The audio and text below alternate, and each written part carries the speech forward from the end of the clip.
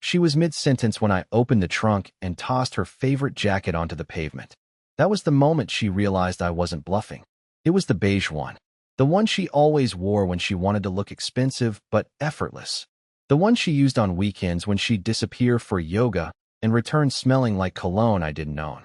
5 minutes earlier, she'd leaned across the hood of the car and told her brother, "I could leave this marriage whenever I want. Don't tempt me." She said it like it was funny. Like our relationship was some Netflix show she could pause, rewind, or unsubscribe from when it got too real. Her brother laughed. I didn't. She looked at me sideways. "Oh my God, don't be dramatic, Sawyer. It's a joke." But here's the thing, it wasn't. And she knew it. I didn't say a word. I just walked to the car, popped the trunk, and started pulling out her overnight bag.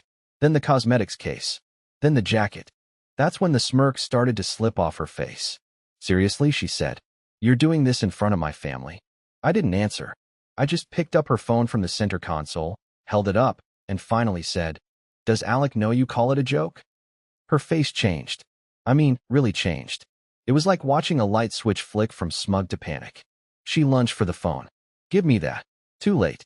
I'd already seen the messages. The photo. The stupid voice memo. Her whispering, "Next weekend can't come fast enough." I backed away. I didn't yell. I didn't throw anything. I just stood there, in the middle of her parents' driveway, holding the phone like a dead bird. Her mother came out, asking what was going on. Her father hovered behind, arms crossed, watching me like I was the problem. She turned on the tears fast. "He's trying to embarrass me. This is what I deal with," she sobbed. I couldn't even laugh. I just opened her suitcase, dropped the phone in, zipped it shut, and rolled it to the edge of the porch. "You said you could leave any time," I told her. "Congratulations. This is any time." I got in the car. I didn't slam the door. I didn't peel out. I just drove away. And yeah, I cried in the Wendy's parking lot 10 minutes later. I'm not gonna lie, but that was nothing compared to what I found when I got home. Because back at the house, on the guest room bed, was something I wasn't supposed to see. And it wasn't just proof she cheated. It was something worse. Something I'd never be able to unsee. When I got back to the house, I wasn't even thinking straight. My hands were shaking so bad, I nearly dropped the keys twice. I unlocked the door, walked inside, and for the first few seconds, I just stood there in the hallway. It was quiet. Too quiet. No perfume scent.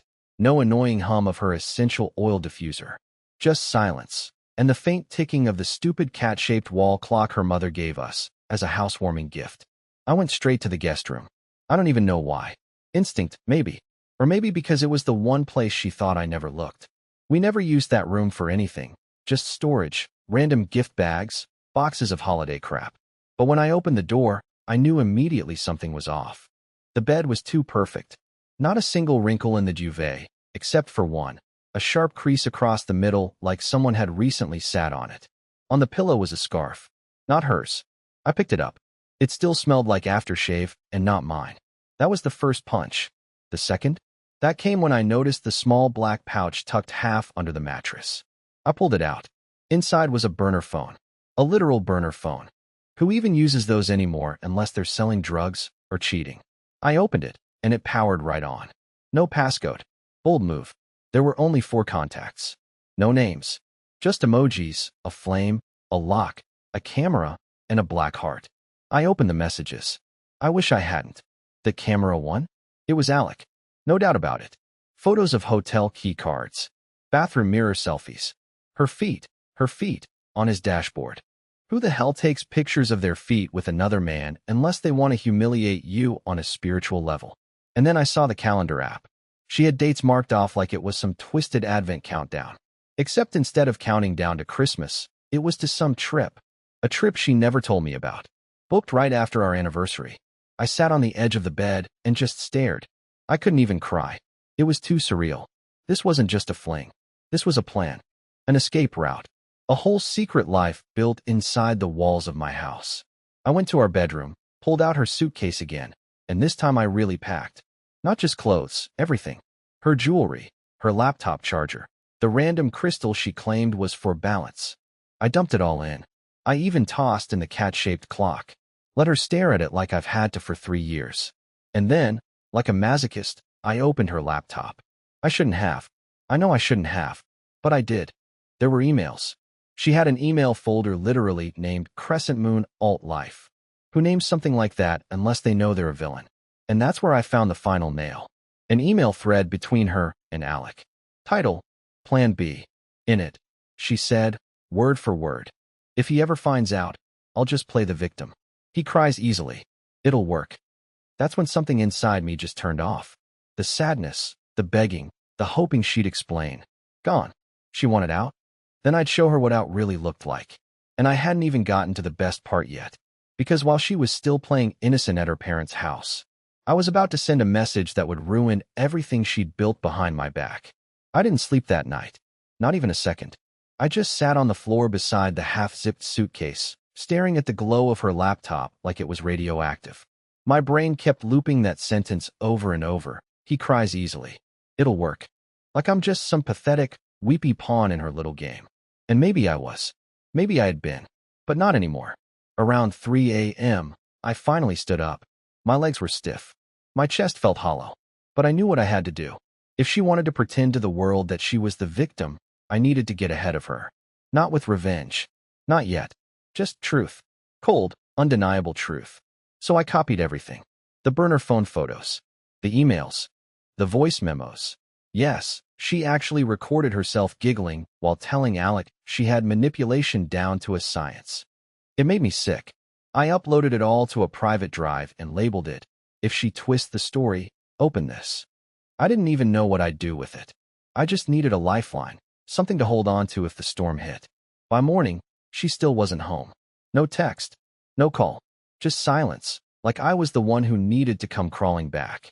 So I got in the car and drove straight to her work. I wasn't planning to make a scene. I wasn't even planning to go inside. I just wanted to see if Alec was real. And yeah, he was. He existed. He stepped out of the building around 10:15 a.m. tall. Fit. That obnoxious confidence you only see in guys who think the world owes them applause for existing.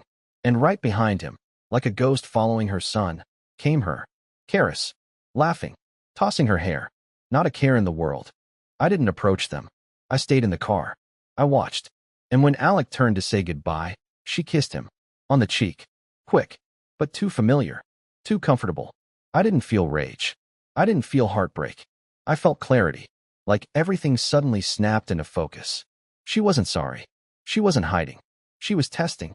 Pushing boundaries to see how far I'd been before I broke. So I drove home. Again. And this time, I left her suitcase out in the driveway. With a note taped to it. 5 words. That's all. You're free. So go live. An hour later, the doorbell rang. I didn't answer. I watched from the upstairs window as she stood there, staring at the suitcase like it was some kind of bomb. She read the note, then glanced around like she thought she was being pranked. She knocked. Once. Twice. Then she shouted, "Sawyer, this is ridiculous." I didn't move. Then her phone buzzed. I could see her check it.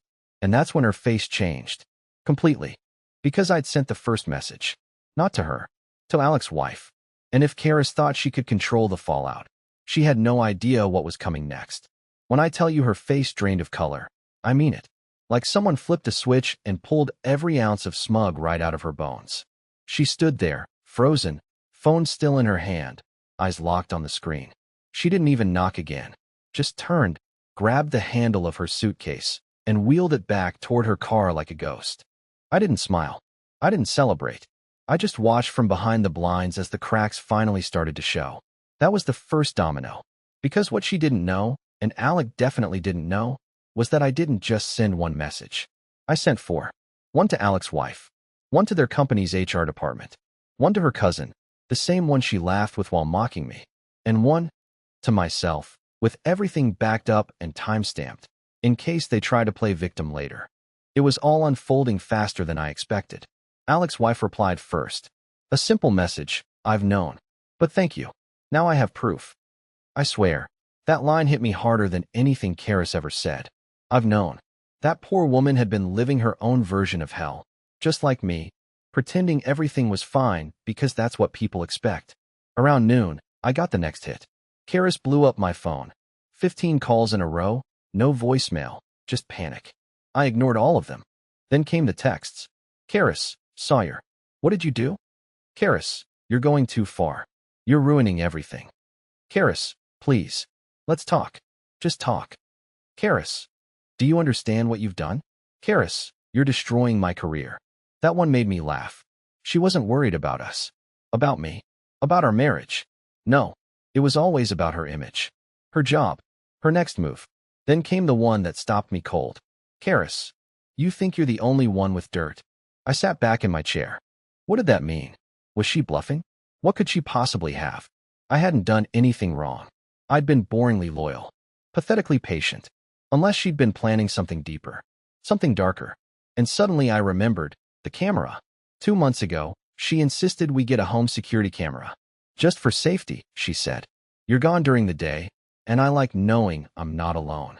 But she was never alone. That's the part that stuck in my chest like glass. I pulled up the camera app. She'd set it up on her laptop, but I had the password saved too. I hadn't checked it in weeks, never had a reason. But now, my hands were sweating as I logged in. There were dozens of clips. Most were just her walking in and out. Boring. But then, one from a Thursday 2 weeks ago. 11:32 a.m. The camera was angled slightly wrong, tilted toward the hallway. Not where I'd left it. But it still caught the edge of the bedroom door. And from that crack, I saw movement. 2 shadows. Hers, and someone taller. I skipped forward. 11:41 a.m. A hand, a man's hand, reached out from the door, holding her waist. She laughed. Loud. Unfiltered. Not the fake laugh she gave me. The real one. The one she used to save for people she wanted to impress. The clip ended with her walking out in just a t-shirt and socks, holding 2 glasses of wine at 11 in the morning. So no, I wasn't crazy. I hadn't imagined any of it. But now I had video. And while she was scrambling to clean up the mess, I was preparing for something bigger. Because I wasn't just going to expose her lies. I was going to make sure she never had a place to hide again. By that evening, something had shifted in her. The texts stopped coming. No more calls. Just pure, eerie silence. It felt unnatural, like the air before a storm. I kept checking the front yard every hour, half expecting her to show up again, dramatic as ever, pretending to cry, acting like I'd gone too far. But she didn't. She vanished. And I should have been relieved. But instead, I got more paranoid. That last message, you think you're the only one with dirt. It kept looping in my head. And I started asking myself questions I never thought I'd ask. What if she had set something up? What if she'd been planning this longer than I realized? I went back through everything. Texts, old photos, even our shared calendar. And that's when I saw it. A recurring entry every 3rd Thursday labeled Client Dinner, Keller Group. Always at 7 p.m. Always networking. Except, I remembered one of those nights. It was raining. She came home soaked, but didn't smell like food. Or wine. Or even rain. She smelled like his cologne. The same one I caught on the scarf in the guest room. I know because I sprayed every single bottle I could find at a department store like a maniac until I found the match. I felt sick. But it wasn't even the cheating anymore. That part had sunk in already. No, this was something else. This was strategy. She hadn't just slipped up. She'd been building a parallel life. One with a believable schedule, regular client dinners, and just enough space for me that I wouldn't notice the cracks. I checked my email next. Just to be thorough. I didn't expect to find anything. But tucked into the spam folder, buried under 3 weeks of junk, was a message from an unknown address. No name, no subject line. I opened it. All it said was, "She told him you hit her. Watch your back." I blinked. Reread it. Again. My brain couldn't even process it at first. But then everything clicked at once. That's why she was so calm. That's why the silence felt dangerous. Because she was building a counterstory. A trap. And then I remembered the bruise. 2 weeks ago, she came home from one of her dinners with a dark mark near her ribs. I asked her what happened, and she told me she slipped trying to reach for the top cabinet. I believed her. I even laughed and offered to install a step stool. But now I could see the threads. She used that, twisted it, told Alec, or maybe someone else, that I'd done it. Maybe even told HR. Maybe even the cops.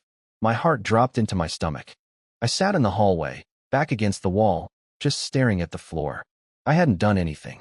I hadn't even raised my voice during arguments. But if she was desperate enough, manipulative enough, she could spin anything. And what would I have to fight that? Her word against mine? In today's world? So I made a decision. I packed the essentials, laptop, documents, all the backups I'd made, copies of the camera footage, the burner phone, everything. I put it in a duffel and locked it in the trunk. Then I called my cousin Jonah. We barely talked, but he had a cabin 3 hours out. He owed me a favor. No questions asked. I wasn't running. Not yet. But I needed space. I needed safety. Because this wasn't just betrayal anymore, it was war. And she had started rewriting the story.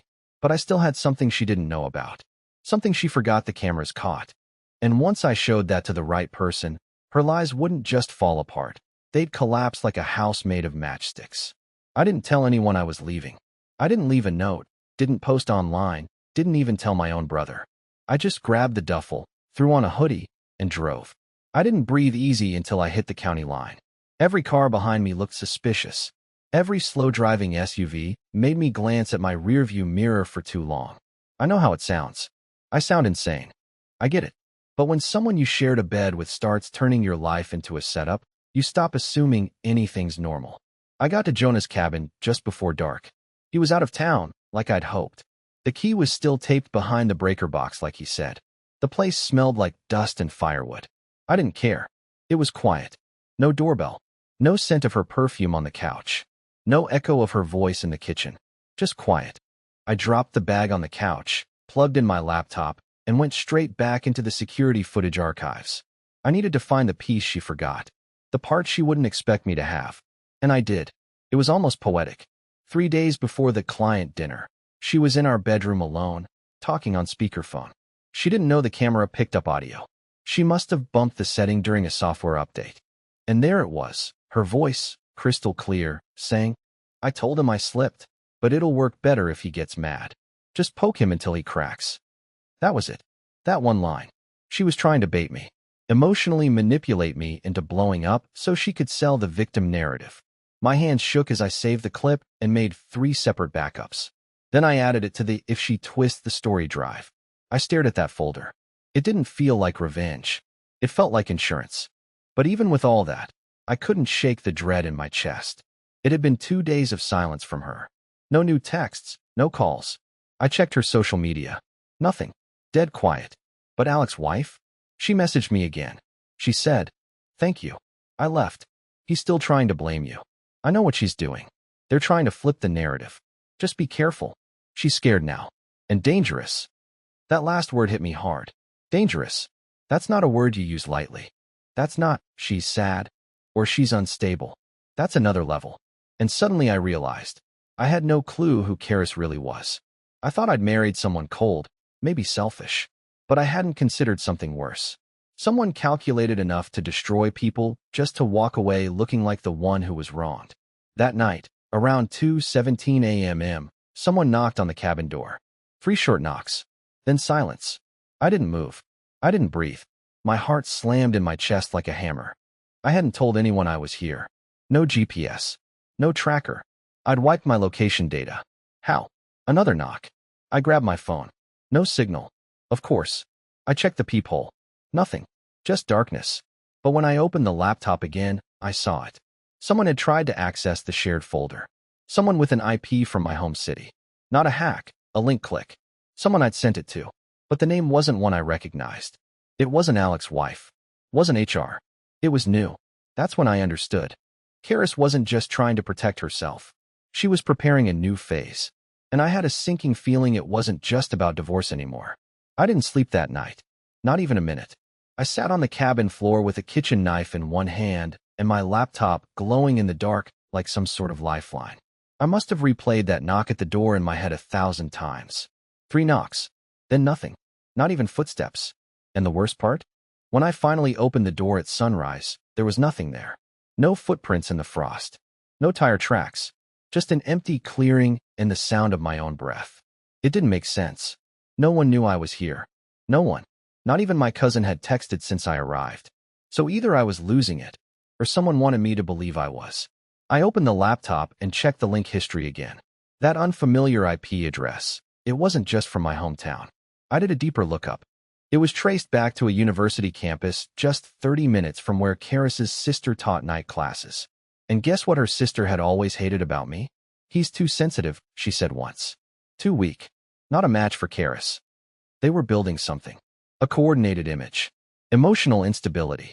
Isolation. Maybe even violence. A full psychological profile they could weaponize. I knew how this would play if I didn't act. They'd say I'd snapped. That I'd run off, unstable.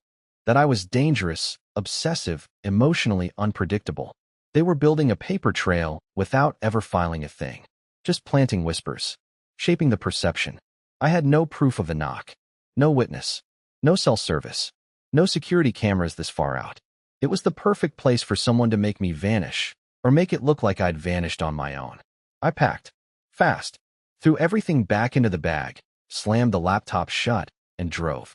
No destination. Just away. Gravel spit behind me as I floored it through the trees, trying to convince myself I wasn't overreacting. But every tree looked like it was hiding someone. Every curve in the road felt like a setup. An hour later, I stopped at a gas station with working signal. First thing I did was check my email. There was a new message. No subject. No sender. Inside, just 5 words. You're unraveling. Everyone sees it. That was it. I nearly dropped the phone. It was happening. The psychological pressure. The discrediting. Make me question my own reality. Make me paranoid. Then when I finally collapse, they swoop in as the concerned ones. The innocent ones. I stood in that parking lot, fists clenched so tight, I felt my nails cut into my palm. I'd been humiliated, betrayed, manipulated, and now I was being framed for my own breakdown. No more. I drove back to the city, straight to a lawyer. Not for divorce, not yet.